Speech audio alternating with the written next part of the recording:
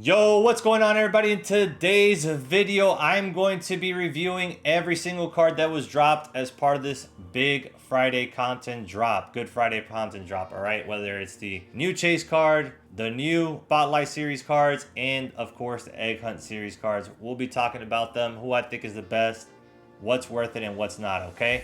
So before we get into it though, make sure you hit the subscribe button if you haven't already. Turn those notifications on, leave a like on the video. In the comment section below, let me know which cards crack your squad, no pun intended. All right, let's go ahead and get into looking at all the cards. If you guys watched the last video, you know that I have partnered with Shaolin Trading. Shaolin's one-on-one program taught me how to trade stocks for myself. And because of that program, I've been able to become successful trading. And that is a huge reason why I get to do what I love to do, which is pump out videos for you all. So if you're searching for a skill that not only generates income, but also offers a more flexible lifestyle, then do yourself a favor and check out the link in the description below. Make sure you use code REBEL for a discount. And if you have any questions, make sure you message me on Twitter/X, or you can also reach out to me through email, pitchingrebel1@gmail.com, if you have any further questions. All right, let's go ahead and grow Shaolin together. So before we take a look at all the content, there's a lot of content that was dropped, a lot of cards that are on the market that some of them are pretty damn good. We'll talk about one. And if you're struggling to make those stubs or don't know how to make stubs, hit me up on Twitter. You don't need to be good at the game to make stubs. I promise you that. Anybody can do it. I could teach you how to do it. I have over 3 million stubs. Been doing this for 10 years. MLB The Show 15. It's MLB The Show 15, all right? I make stubs every single year, endless amounts of it. Hit me up on Twitter, pitching_rebel, or through email, pitchingrebel1@gmail.com, if you want to learn how to make stubs. All right, let's go ahead and get into this content drop. We'll start off with the new Spotlight Series Drop 3 program. All right, and we get 3 cards, as we know, 2 tops down, 1 spotlight card. We got Gage Workman, who's a shortstop, primary, third base, secondary Cubs player, and he is a lefty hitter. As a shortstop, he's got 94-78 versus right, 67-50 versus left, but he does have 92 clutch. Very funny that has that 92 clutch, and we know about Chipper, but whatever. Gage Workman, yeah, man, he's way more clutch than Chipper ever was. 85 fielding, 83 arm, 80 reaction, 70 speed. Gage Workman, he's a binder filler. I mean, you could use him as short. He's definitely not bad against righties by any means. Decent clutch, and just platoon him. Simple as that. He's definitely got to be platoon for sure, though. Next, we got Mike Yastrzemski. 88-103 versus right, 70-56 versus left, 100 clutch. So, again, against righties, really good. Lefties, not so much. Platoon bat as well. Definitely, he is a platoon bat. Then we got Kyron Paris, primary, second base, shortstop, secondary, who's been going off for the Angels. He's got 81-82 versus right, 88-85 versus left, 100 clutch, 80 fielding, so gold defense at second, 83 speed, 90 steal. Kind of an all-around player, if I had to say. I don't know how his swing is, so definitely not a bad card by any means. He doesn't need to be platoon. He's, you know, good enough versus righties, better against lefties, very decent clutch at 100, good fielding. Not a bad card. If he has a good swing, he definitely can play. Personally, for me, I wouldn't use him. We already know why. I do play on the higher difficulty, but on lower difficulties, he is not a bad card by any means for sure. Next, we have the Spotlight Series Drop 3 pack. We have Thomas Harrington, who is a closing pitcher, tops down, and 86 overall, 4-seam splitter, sweeper, cutter. Overall, he has a good 4 pitch mix, not bad at all. Only thing is he doesn't throw very hard, and he doesn't have outlier, but pitch mix isn't terrible. Hit per 9, 89, clutch, 85, K per 9, 90. Not a bad card, not the greatest. Don't think he really goes into the bullpen. It is a cheap option that is not the worst. Then we got Chase Meredith, second base primary with a third base and shortstop secondary right-handed hitter. 92-65 versus right, 97-70 versus left with 94 clutch, 78 fielding, 50 arm. Not a bad card by any means. A little bit lower on the power side of things, but good contact, good clutch. Definitely not a bad card. Could be a very good budget option. He could even play up to legend easily, and his contact rating is not bad. Could kind of use it on GOAT, but I personally wouldn't. But again, definitely not the worst card I've seen. We got Zach Aveen, primary right field with left field and center field secondaries. 89-72 versus right, 85-65 versus left, 87 clutch with 75 fielding and 73 speed. Okay card. I mean, left-handed hitter, good against righties. Okay versus lefties, good clutch, decent fielding and speed. Yeah, I mean, for an 86 overall, he's definitely not a bad card by any means. Again, another binder filler, but he's not unusable. And we got Hunter Green, who's been absolutely dominating ever since halfway point of last year. He's been dominating. Got 96 hit per 9 with a 101 pitching clutch, 74K per 9, 73 control. That's the bad part of him. His control is on the lower side of things, but he does have a 4-seam slider, splitter, and slurve quirks. He does have outlier on his 4-seam, so he will throw absolute gas. He doesn't have a bad pitch mix.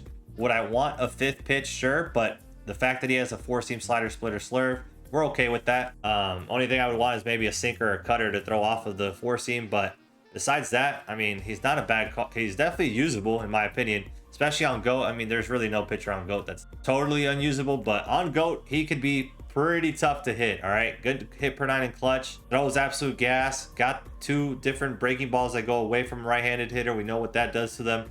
And then a splitter is definitely one of the toughest pitches to hit on GOAT. Pitch break's pretty good, and then the control is the bad part about him. So you can somehow control him, he definitely would not be a bad starting option. And then last but not least, we got Taylor Ward with a primary left field and only a right field secondary. They did not give him his catcher secondary, but he does have 96, 94 versus right, 103, 70 versus left, 100 clutch. Man, you're just seeing all these cards with decent clutch, but you know, our World Series reward, 66 clutch. You love to see that. 80 fielding, 61 speed, so gold defense out and left. Hitting's pretty damn good, man. I mean, this Taylor Ward is a very, very usable, honestly, very usable in my opinion. Am I going to use him personally? No, but he is usable for sure. This card is not a bad card by any means. Today's content drop, there's a lot of usable cards in my opinion. Next, we got the Chase pack, and of course, no pun intended, I don't wonder if they did it or not, but Chase Utley's our card, second base primary. He's got 97-90 versus right, 92-70 versus left, 97 clutch, 90 fielding, so diamond defense, 65 speed. We know Chase Utley has an absolute phenomenal swing, and he usually plays above his attributes versus righties. He is very good. Against lefties, he can hold his own. But for the price tag of 144.8 and 127, in my opinion, he is not worth that many stubs. Is he a good card? Sure, but in my opinion, again, not worth the high price tag of a Chase card. SDS has to do better than Chase Utley for a Chase card. Simple as that. They've been doing good. Brian Reynolds, Devers was pretty good. Randy Johnson, of course. And then they just fell off and went with this Chase Utley. No bueno there. Last but not least, we have the Egg Hunt program. We know we get this right before Easter. We've been getting it for the last few years. Let's look at these cards. We got Joe Boyle, 4-seam slider, curveball sweeper, 86 hit per 9, 81 clutch, 93K per 9. Terrible walks per 9 in control though.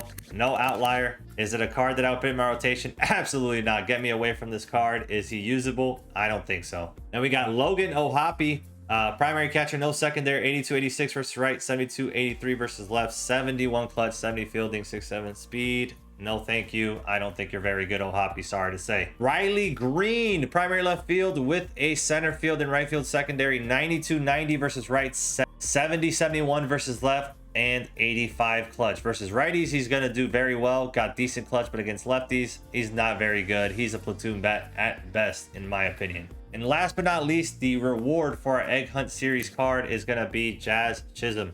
He's got primary second base with a third base and center field secondary, 84-87 versus right, 72-72 versus left, 83 clutch, 84 fielding with 82 speed. So good defender, good speed, but the hitting is just not there for me. Unfortunately, it feels like some of these programs, they don't really have good rewards, honestly. And Jazz is no different. But we did get an Egg Hunt pack, and there's a ton of cards in that Egg Hunt pack. Let's slowly look at that. All right, we'll start with the base round cards. You got a Jeff McNeil here, who's not very good. Simple as that. I mean, 75, 73, 75, 61, 70 clutch, primary, second, left field, right field secondaries. Please get me away from this Jeff McNeil. He will never sniff the lineup, but he's a good binder filler for sure. And we got Duke Schneider, primary center field, no secondaries though, 85, 104, and then 54, 40 versus left, 60 clutch. I mean, I don't have to even keep going. Please do not put this card in your lineup, please. I really ask you not to do that. Like, this card is very bad. Joe Torre, primary catcher with the first and third base secondary, 95-53 versus right, and then 151 versus left, 92 clutch, 68 fielding. Not a card that I would want for sure.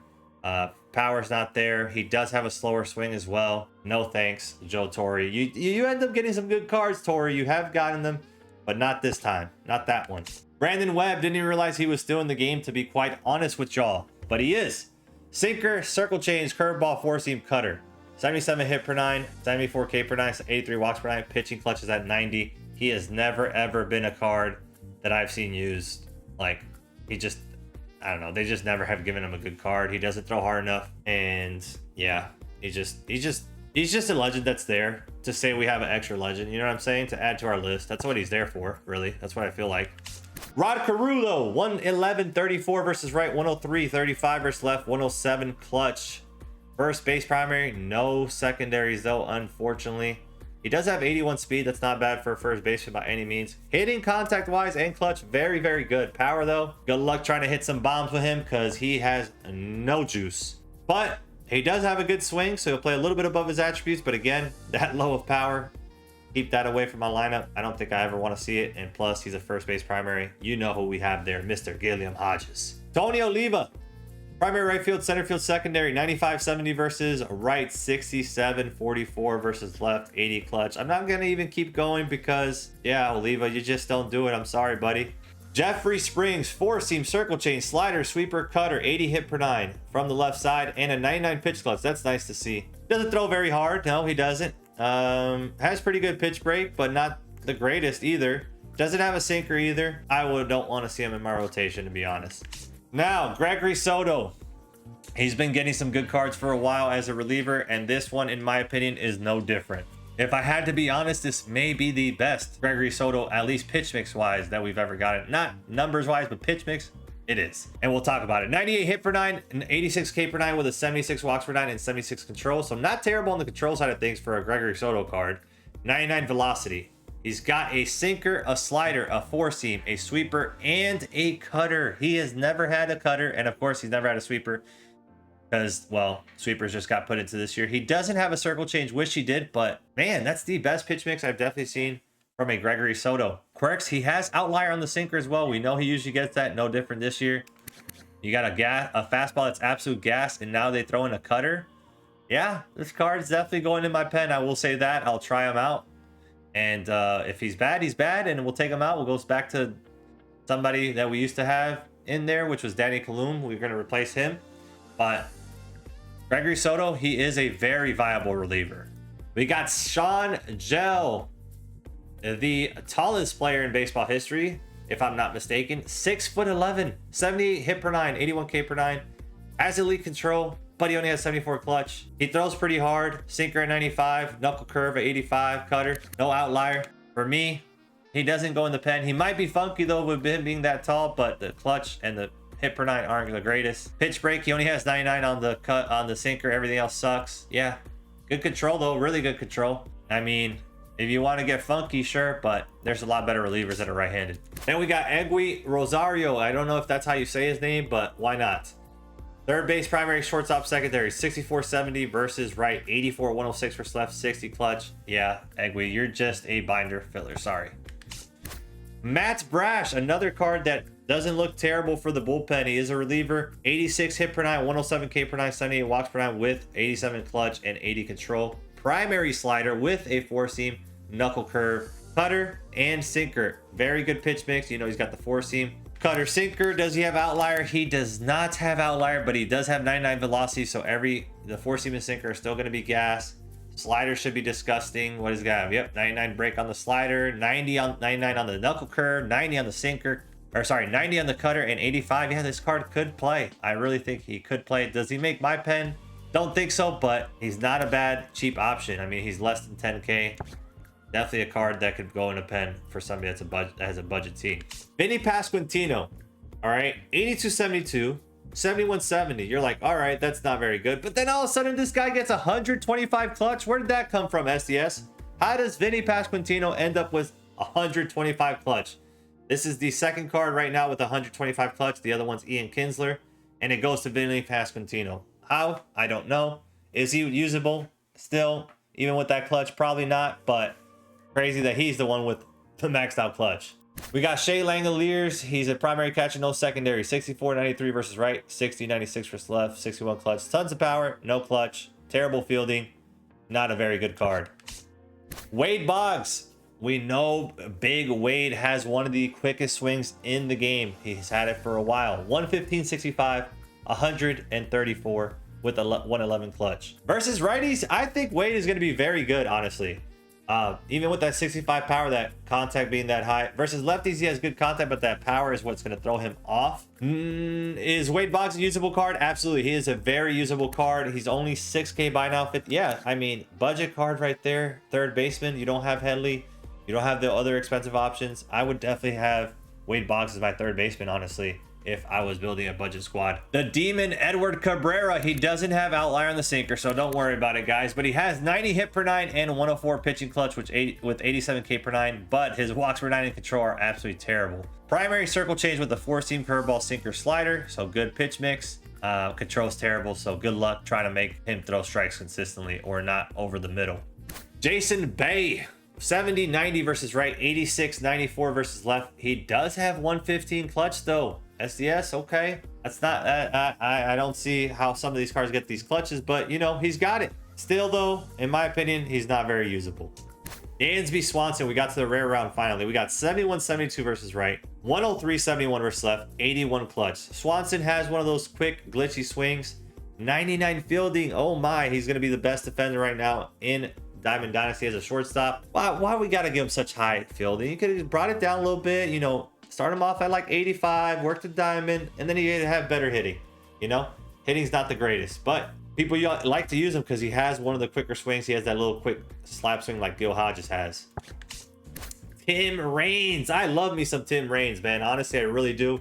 He has a primary left field, but he does not have his usual second base secondary. That is unfortunate. He don't even have a right field secondary. But he does have 100 contact versus right with 59 power, and then 106 contact versus left with 54 power, 94 clutch, 80 fielding, and 95 speed. I think he'll be able to play, you know, right field just fine. He has very good speed. Will he get some bad animations? Sure, out of position, but I think he'll play the outfield fine. And what's his price tag? 17.2. Yeah, I think he's definitely worth that price tag. I mean, the power is a little bit low, but Tim Raines has one of those really nice swings that is quick and it plays above the attributes. So I'm not too worried about the contact being, or the power being that low. Like, yes, can it be thrown off? And sometimes you're going to square stuff up and nothing happens. Sure. Don't sleep on Tim Raines. Really don't. I'm telling you, just don't sleep on him. We got Logan Webb.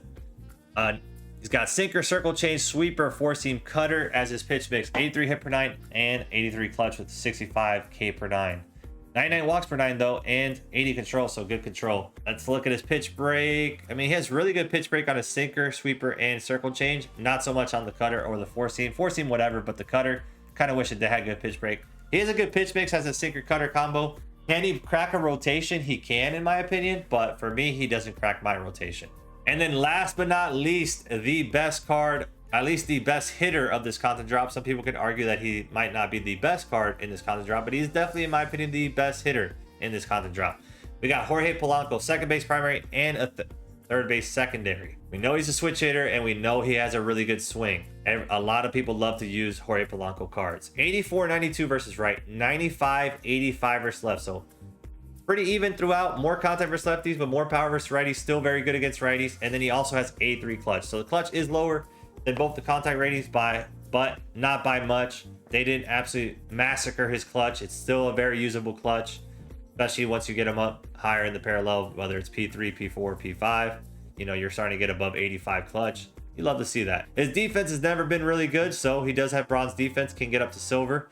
So you got to just keep that in mind. You put him at second base, he's probably going to not have the best animations for you. In my opinion, third base would probably be a better spot for him, just because you don't really need that great of a defense at third base to play it. You definitely need, it's definitely more important to have better defense at second base than it is third base in this game for sure. But he is also the most expensive card, 95.9 buy now and us 86 sell now. But in my opinion, he is definitely worth that price tag. There's also a new Diamond Quest with two different players, one of them being this Lucas Urseg. He's got 4-seam sinker, slider, circle change as his pitches, reliever, 98 hit per 9, very good, and 110 clutch, even better, 86 hit per 9, 91 walks per 9, and 85 control. That's really good control for a reliever that throws absolute gas. And guess what? He has double outlier, one on the 4-seam and one on the sinker. He's going to throw absolute gas. This is a guy you need to go get in Diamond Quest and just put him in your bullpen. He is definitely one of the best right-handed relievers in the game. He will be in my bullpen. And then you also have a hitter in Ricky Henderson, primary. Left field, no secondaries. 90 contact versus right, 56 power versus right, and then 85-65 versus left. 75 clutch with 78 fielding and 99 speed. You knew he was going to get the max speed. Ricky Henderson, definitely not usable in my opinion. I mean, wouldn't say he's unusable, but for me or anyone that plays on GOAT, definitely not usable. So Lucas Erceg, though, definitely go get him and put him in your bullpen without even thinking about it. And then last but not least, we have a new collection in the Egg Hunt collection. And it's going to be 7, 18, and 28. Let's look at the 7. Pete Crow Armstrong, primary, center field, left field, right field, secondaries. You look at his hitting, it's awful, right? 70 versus right, 72, 44 versus left, 85. At least he has 85 clutch. But look at his fielding and speed. SDS just said, F the hitting. We're just going to give him fielding and speed, man. But still, I don't think he is worth a collection card, honestly. Like, you wasted an 89 overall because he has max speed and max fielding. His hitting's terrible. Come on, you gotta do better with it if you're gonna add hitters to a collection. Then you got Ryan McMahon, primary third base with a second base secondary. Now he does have some good hitting. 89-90 versus right, 97-86 versus left, so higher contact versus lefties. 90 clutch as well. 91 fielding, so diamond defense at third, and then 41 speed. He'll play diamond defense at second once you get him to P4. Ryan McMahon will end up being one of the best second basemen in the game if you wanted to throw him over there, to be honest. He has really good hitting attributes, good clutch, and great fielding. Definitely one of the best second baseman options right now in the game for sure. And McMahon has a really nice swing. And then last but not least, you got Jacob deGrom. We have an 86 hit per 9 with an 88 K per 9. And then you also have 88 pitching clutch. So the per 9s aren't the greatest, but they're not the worst. And then last but not least, he has outlier on his four seam. I didn't think he would, but he does. Then you got a slider, a circle change, a slurve, and a two seam. So very good pitch mix. They gave him a slurve this year. He's never had one. He usually has a curveball, but now with the slurve, that changes things. Now you have 5 pitches to throw. I don't usually never usually throw curveballs with him. That slurve I will be using. Pitch control, not the greatest, but pitch break, he does have 86 on the slider. Circle change at 78, slurves at 76 in the two seam. But that big thing about him is that he has that outlier. An outlier, in my opinion, on GOAT is the best pitch you can have in the game. The fastball is fastballs are pretty damn fast on GOAT, and with that outlier, it makes it that much faster. I think deGrom will definitely be cracking a lot of rotations, and I believe he'll be in my rotation once I finish this collection. Anyways, this content drop, in my opinion, was a W. There is definitely cards that are very usable and can go in a lot of people's lineups. So SDS, good job with this content drop. You didn't really do bad on any of the guys hitting wise that were meant to be good. So I'll tip my cap there. Don't ever do that again. Don't ever do that again to Chipper. That's all I'm saying. All right. Anyways, hope you guys enjoyed the video. Make sure you hit the subscribe button if you haven't already. Turn those notifications on. Leave a like on the video. And in the comment section below, let me know what you thought about this content drop. All right. Thank you guys for watching. I'll catch you in the next video. Love y'all. Peace.